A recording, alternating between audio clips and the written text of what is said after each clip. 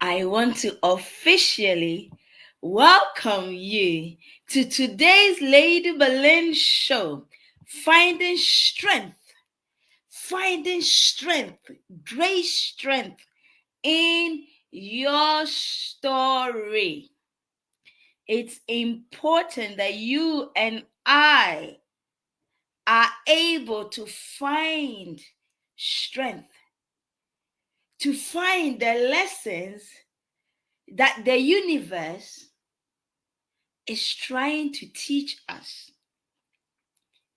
It's important. Sometimes we are so focused on the problem, sometimes we are so focused on the challenge that we are going through that we don't even see the blessing that is in disguise. Over time, I've come to understand that challenges are the universe, God, whatever higher power, whatever you call it, way of building us, developing us, strengthening us, fortifying us.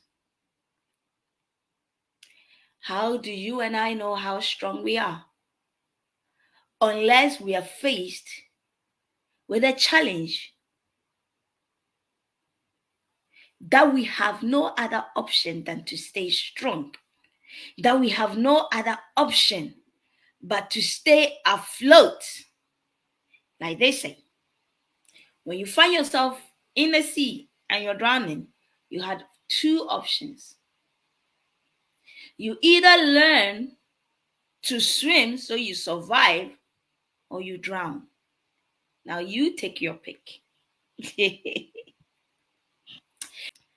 Well, my topic today really, it's simple. We all know. It's a phrase that you often hear or you perhaps used it yourself. And it's sharing is caring. Sharing is caring. There's a popular saying which goes, a problem shared is a problem half solved. I don't know how true this is in this dispensation. In this era of social media where almost everyone has become a journalist, I don't know how comfortable people are in sharing whatever it is they're going through. People have become quite isolated. People have become almost like an island, like they say. No man is an island, but we are becoming islands. Why? Because of the fear of sharing what it is you're going through and finding it somewhere on social media. Nowadays, it's become almost scary to talk to people on the phone because you just never know who is recording you. When I get random video calls from people that I don't expect, I don't answer it. Because I don't know. I can jump on the video and I might be recorded and have no clue. And the amount of people that go about threatening, blackmailing people because they have some kind of content to use as expose. And so because of all these fear and all these uncertainties and people becoming less trustworthy, a lot of people are suffering in silence.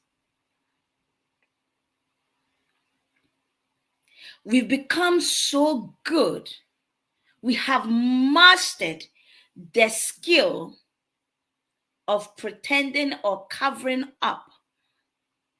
We are able to make it all up nicely with makeup, with all kind of gear, hide behind all kinds of gadgets, smiling, and yet the eyes are speaking a different language.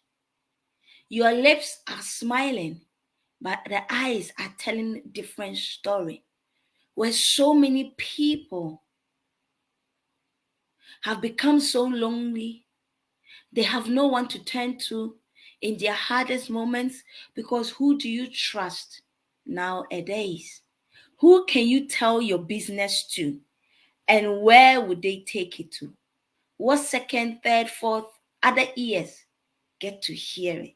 And so, because of that, we would rather, for our own sanity, we would rather keep it, harbor it, and then be dying slowly. No wonder issues, mental health, no wonder depression has become such rampant, because people are holding on to emotional burdens that they could so easily be healed from if they just had that one person they could trust, so they could speak to and release, lift off that weight, that burden that they carry. Sharing is caring. Is it really? Is sharing really caring? When you know, 1 minute you're in good terms with somebody, and then the next minute when you're not in good terms with the person, there goes your business out there everywhere. And I'm even more shocked, not to be sexist here, but before, it was women that were perceived to be gossipers. They loved gossiping because women naturally, we love talking. And so we would talk, and talk your business. So we were known, especially when they meet their girlfriends and yeah, they're sitting down, they're talking, they're gossiping, and all that. Women tend to be known for that. But it wasn't men. It wasn't so much so men. But I'm amazed nowadays when I see men put cameras on their faces and sit on social media, and they're telling other people's business, friends, people that they were friends with, that entrusted them with their secrets, with their personal stuff. And now that the relationship has savaged, they sit on camera and begin to expose the men. Now men are even becoming more, or men are doing more kiss and tell than even women are. And it's shocking. And so when I see most of this, it makes me wonder, who can you trust? And so for your own safety, to maintain whatever little integrity you have and sanity, they say silence is golden. And so a lot more people are taking that position, holding their peace, keeping it zipped, so that tomorrow someone does not put their business out there. And so because of that, so many people are going through so many emotional stuff that they are bottling it up. They don't know how to handle it, and it's eating them up. To think that someone can be surrounded by so many people, and yet in the midst of all these people around them, they are dying silently. They are being eaten up internally. And no one can tell, because they become so good at smiling through, faking it, like they say, Fake it till you make it. They become so good at faking it that they are smiling. But behind that smile, there's so much pain. And I ask myself, how did we get here as a society? How did you and I get here? How did we become so selfish that we didn't care? We didn't give a hoot about what others are going through. That when others entrust us with their business, when the relationship goes pear-shaped,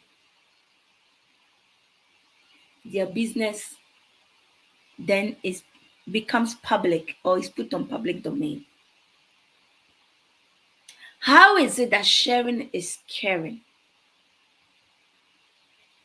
And yet when I share, I don't get that care. I want us to talk about it.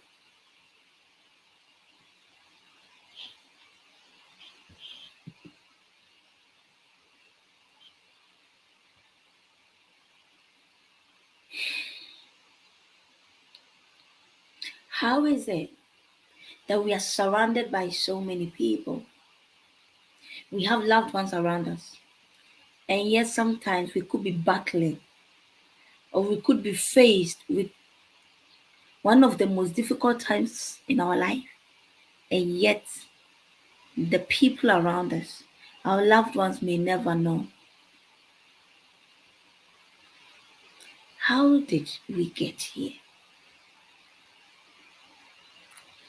What happened that we have lost our humanity?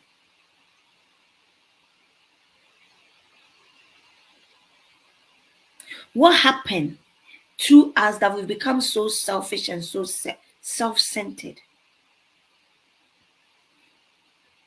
What happened? What happened to you?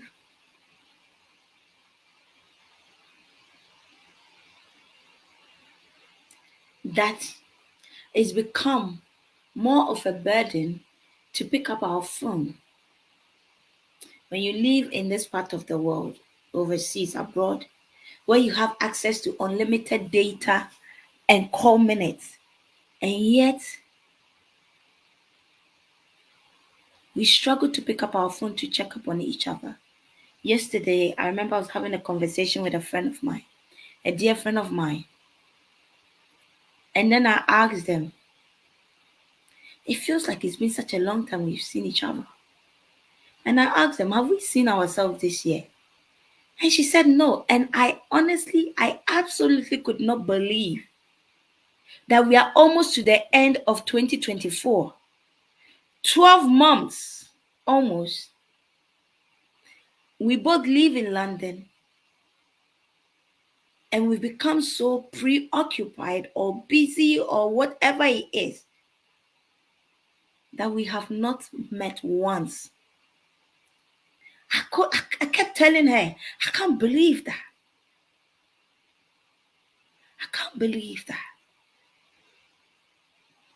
We've all become so busy trying to get through life. We've become so busy trying to chase life, trying to chase money, trying to chase material things, trying to chase a whole lot of things. We've lost our humanity.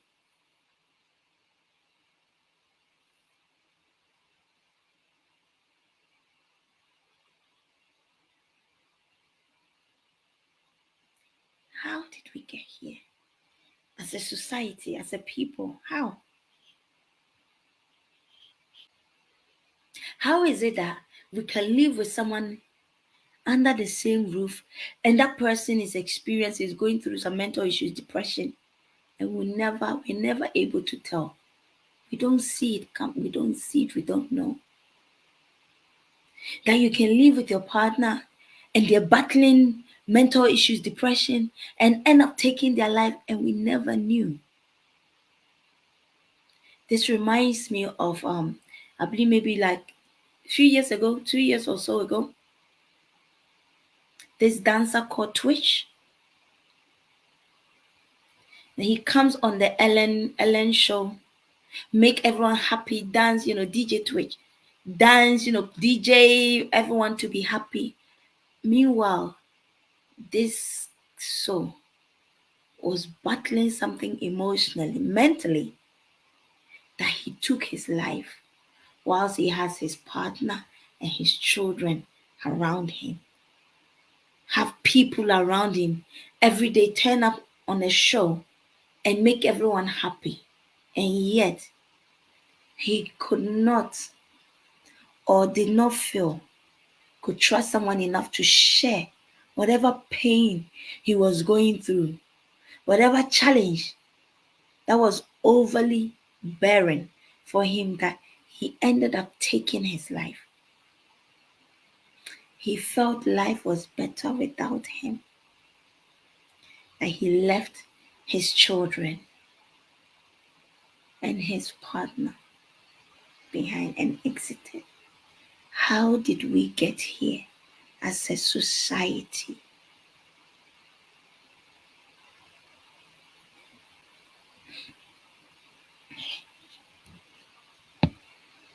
When I was growing up, in Ghana, life was more about community. I always share this story that my background, where I grew up, you were never alone. You know, if I went out, I always say this, if I went out and I got myself into trouble, if I got myself into a fight or whatever disagreement, any kind of trouble out there, and I managed to get home and report it, there was a whole army of people that would follow me out there to go and fight for me, to defend me. They had my back. And so because of that, there were times that when I was out there, there were some,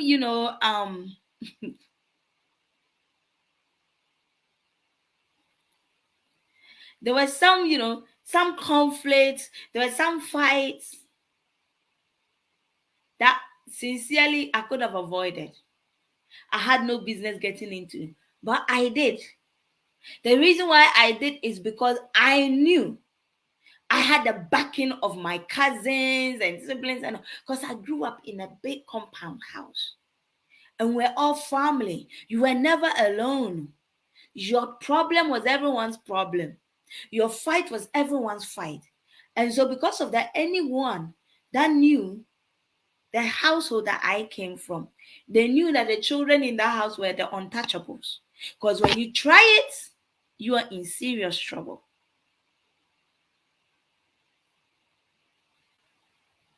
And so we walked with, our shoulders held, our shoulders up and our head held high. You couldn't do anything to us. Don't try it. Or, sometimes we actually initiated the fight. Yeah, come on, then try it and see. Why? Because we had soldiers. This reminds me of the movie, the Woman King. When Viola Davis set out to go and look for her daughter because she didn't want to lose her daughter the second time. The daughter had been captured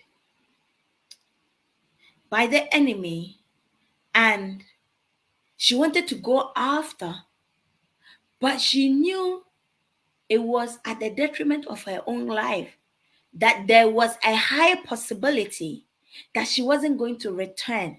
And when she told the king refused her to go. But she could not allow herself to sit there knowing that her daughter was out there, had been captured out there somewhere. God forbid, whatever it is that's going with her. So she was ready to risk it all, including her life, to go after, at least to try and see if she could save her daughter. And so she set off alone. had no backing. She's going to look for, find her daughter. And I remember as she treaded on, after a while, she turned back. And when she turned back, she realized that the whole village was following her. The whole village had decided, we are not letting you go alone. We are not going to allow you to go and face this challenge by yourself. Whatever the outcome may be, if it means we die, we'd rather we all die with you than to leave you alone to go and fight that. As it said, there is strength in number. And so now all of a sudden, she had even greater strength. Why? Because of the backing of these other people from her village. Some of us have given up on certain opportunities, certain openings. Some of us gave up on certain, in certain seasons of our life. And all we needed was just one more person, just one person to tell you, I got your back. Come on, you can do this. Just that one voice to tell you, you've got this. Come on. I'm going to stand with you. And because we didn't have it, in the moment of weakness, it was easier for us to give up. And what could have become, we'll never know.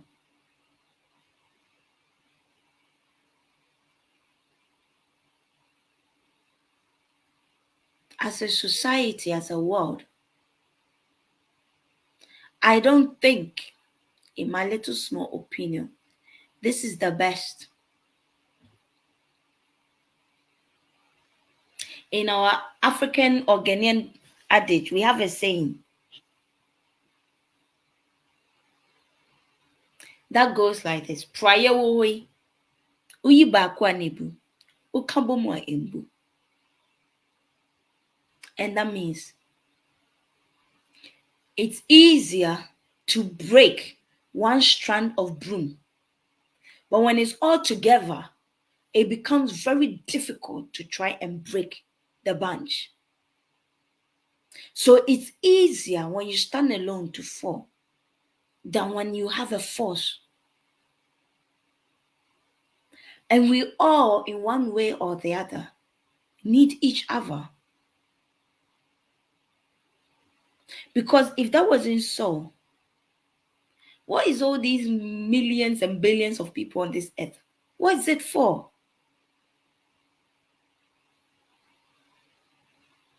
How is it that with the billions of people in the world, that there are people still so lonely?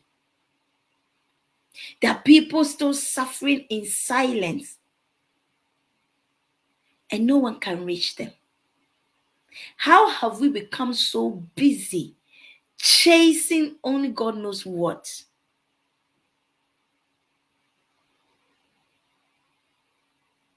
And missing human contact, human affection. How? How did we get here?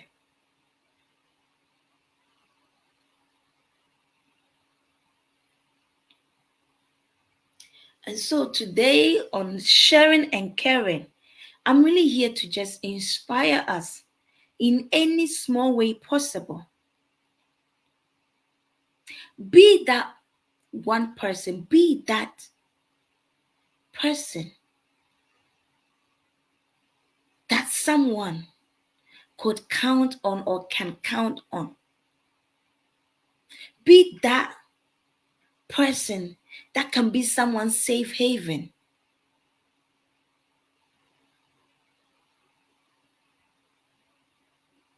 Be that person that when all hope is lost for somebody and they encounter you, they come in touch with you.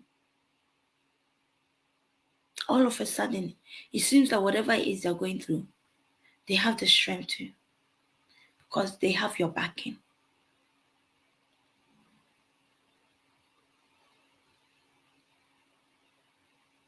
It's not so much about what we give people, what we do for people. Most times, what people tend to remember most about people when they are gone is the effect or the impact, how they made them feel. That is really what makes the most difference. When that one person encounters you, and sometimes it doesn't take so much, sometimes it's just a smile. This week, I started a course, and when I went to school, and then one of the tutors, I was having a conversation with them during break time, and I was sharing with them, this job, this job opportunity and stuff. And then, he was telling me, a little bit about his family, how he had to take a pay cut in order to cut down his hours of work so that he can have a bit more time with his family, because he's got 3 children. And at the time, it was okay, because at least he got to work Monday to Friday. So the weekends, that was the time, the family time. That was the time that he could spend with his family, his children. And now, financially, he's struggling. And so here I was talking with him, and I was introducing him to this job opportunity that he can look into. And when I finished, he looked at me. He stretched out his hand to shake my hand. He said, "Thank you so much, Belinda. Thank you so much, Belinda." And for a moment, I felt like probably it was the reason I've even taken this course up. Honestly, there are a lot of people going through a whole lot of hell. There are a lot of people going through challenges that they don't even know the way out of it. They don't even know how they're going to pull through. And sometimes you and I have the solution. Sometimes the solution is just one word from you. And all of a sudden, they'll have a light bulb moment. It's just a word. Say, "You know what? I'm here for you. Whenever you need me, just pick up the phone. Doesn't matter what time it is. Call me." It's just that hug from you, that deep hug from you, that makes them feel safe and belonging. Sometimes that's all it takes. Sometimes that's really all it takes. Most times we think it's about money and all these material things, and oftentimes it's not. When people are going through emotional traumas and emotional psychological, sometimes it has nothing to do with material things. Sometimes it's more to do with human contact, human touch. When someone is going through depression and they think no one cares, they think they don't have anybody. Material things don't mean anything to them. What will mean more to that person is perhaps you sacrificing a bit of your time to just sit with them. Even if it's not to say anything, to just be present with them and let them know that you care enough to avail yourself. And just that gesture can go so far. Picking up the phone to call them and check up on them. And sometimes you could be on the phone for hours and they just going on and on. And yes, it can be draining. But they come off the phone and this burden, this weight has been lifted off them. I posted something on my WhatsApp status a day or two ago. that I saw online. And it was, I would rather hear you go on and on and on about your issues than for me to attend your funeral. And when I read that, I had to read it again and again. And I thought, my God, this is so powerful. What a statement. People will attend people's funeral, say the best of things about them. Meanwhile, when this person was alive, you couldn't find time to pick up your phone to call and check up on them.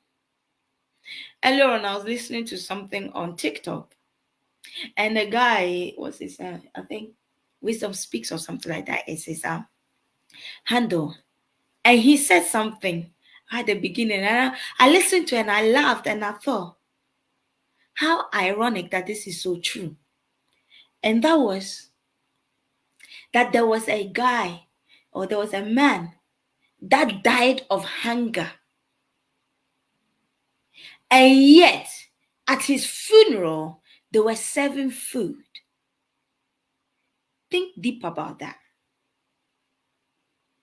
The individual's funeral that they were attending and serving food, the very thing they are serving to people is the very thing he lacked that he died from. Life is so much more precious and valuable, Nothing means anything when someone is dead and gone. When you come from the continent where I come from, oftentimes you see how much importance we place on the dead. And yet, when this same person was alive, no one cared. You see the length and the breadth that people are willing to go to put together a befitting funeral for the deceased. And yet, when this person was alive, no one bothered to check up on them. No one bothered to call them. No one cared whether they were okay or not. Again, I ask, how did we get here as a society? Humanity, how did we get here? And is this really serving us? I'm sure you and I know somebody, or even personally, we have experienced one or two mental health issues, or know somebody, a family member, a relative, a friend that has experienced some kind of mental breakdown, some kind of gone through some kind of depression.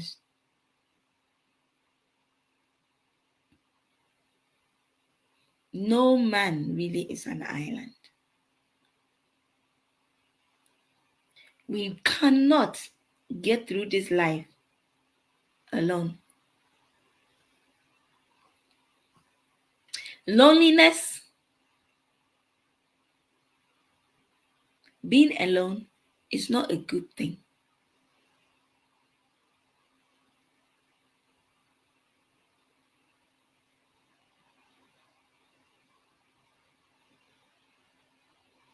And so I want to throw a challenge to you and I.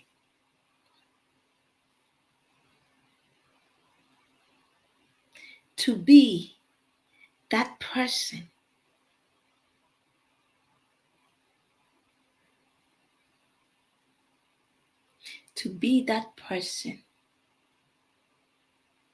that someone can call on, that a friend, that a relative can call on at their lowest, knowing that you got their backing, knowing that they can count on you to come through for them, knowing that you will stop everything and rush to their need or to their help. Be that person. And I believe that if you and I were to be that person, eventually we would all be served, Eventually we would all be served. Life is too precious. Human life is too precious. Sometimes the very person that we castigate, or the very person that we think is not important, and yet if this person was to drop dead, you see how many people will rally around to organize some form of a funeral for them. But we don't have to wait for us to lose their life before we show that we care. We don't.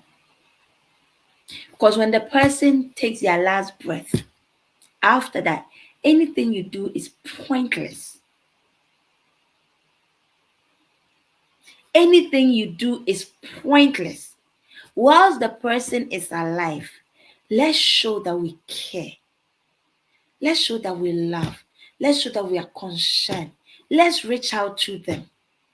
Let's make time for people, for each other. Because that's what makes life beautiful. That is what makes life worth living. Because people are going through a lot. They might not always say it. And it's become more easier to cover it up than to speak it out. But we should care enough to be able to see through the eyes and see the pain even when they have a smile on. Because the eyes don't deceive, they say. It doesn't matter how much someone is smiling. If it's a cover up, the eyes will expose them. We can do this. Let's be that person, that pillar, that comfort, that pillow for someone to rest their shoulder on, for someone to speak to and release whatever is burden.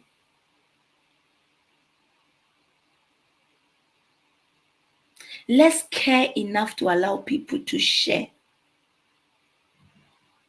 And also respect enough not to put what people have shared with us out there, especially when we are no more in good terms with them. When we are no longer in good terms with people, whatever they told to us, they did it because they trusted us. And we still have to hold on to that.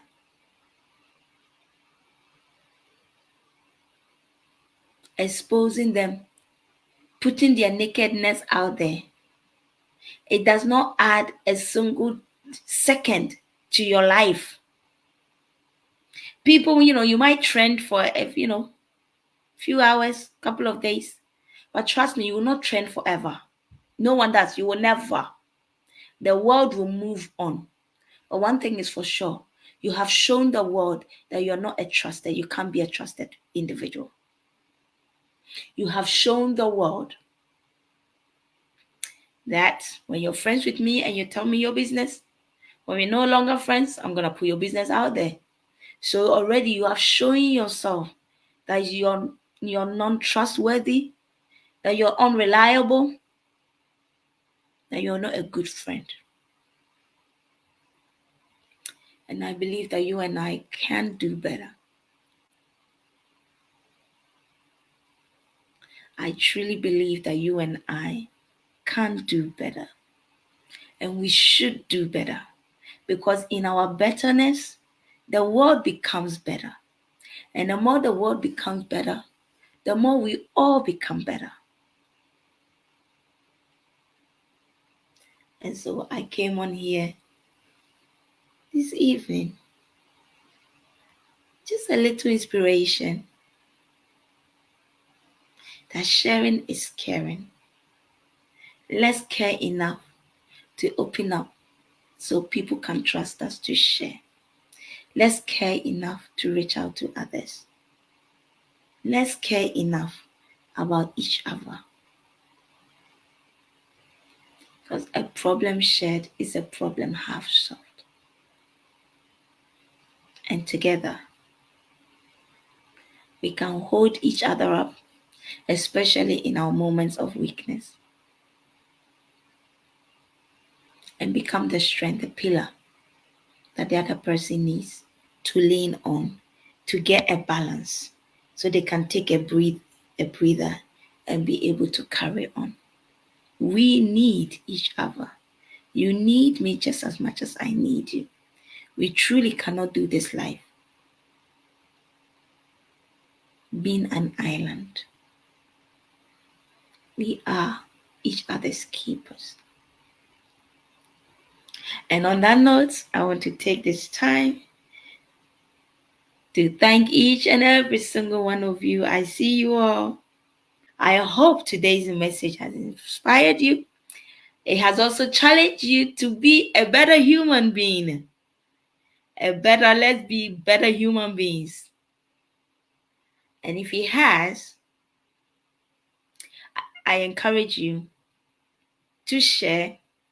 If it has, I encourage you to follow us on our various platforms. Share, get the message out there, not for people to hear me or to make me famous. I don't need it. But you never know what someone else is going through and what this message could do in the life of that person. But most importantly, be that person that help lights another person's world. I love you all. Bye.